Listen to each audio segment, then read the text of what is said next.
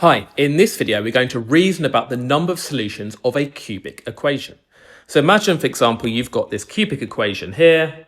What you might do first is to factorize it, and this question has already done that for you. It's factorize it to say it's a product of x minus 3 and 3x squared minus 5x plus 7 equals 0. Now let's just think how we solve equations where you've got a product of things equal to 0. Well, if two things multiply to give 0, then we know that at least one of them has to be 0, because if the x minus 3 was 0, then 0 times anything would indeed give you 0, regardless of whatever that is. And similarly, if the 3x squared minus 5x plus 7 was 0, 0 multiplied by anything is guaranteed to give you 0. So what we would do is we would say either the x minus 3 is 0, or we'd say that the 3x squared minus 5x plus 7 is equal to 0. Now, if x minus 3 equals 0, then clearly x is equal to 3, and that gives you a solution of this original equation. So 3 is a solution to this cubic here. But if you had this equals to 0, well, how can we work out the number of solutions of that? Well, remember, we use something called the discriminant to work out the number of solutions of a quadratic. And the discriminant was b squared minus 4ac. So we work out what that is. A is the coefficient of the x squared term, so it's 3.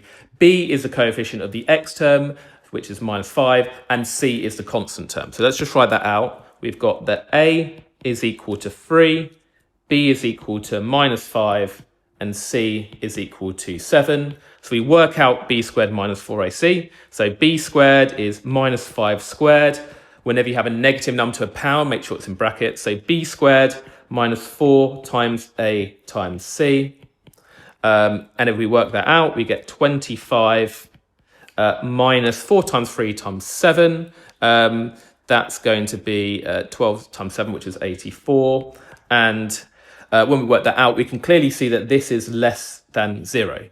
Now, do you remember, when the discriminant was less than 0, that means that this quadratic here has no solutions. If we go up a bit, we can see the different cases. When the discriminant is less than 0, we have no solutions for quadratic. When the discriminant is equal to 0, we have one distinct solution. We also call that equal roots. And when the discriminant is greater than 0, we'd have two distinct solutions. So if we go back to this question, we can see that b squared minus 4ac is less than 0, so this quadratic has no solutions.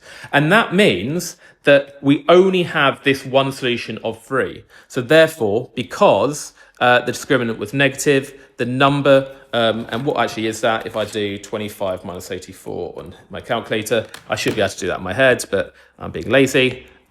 We get minus 59, which is clearly less than 0. So the discriminant was minus 59, and that means this quadratic here has no solutions. So we get no solutions from this, but we do get the solution of 3 from this, and therefore we do get that one solution to the cubic. But there might have been up to 3 solutions for this cubic.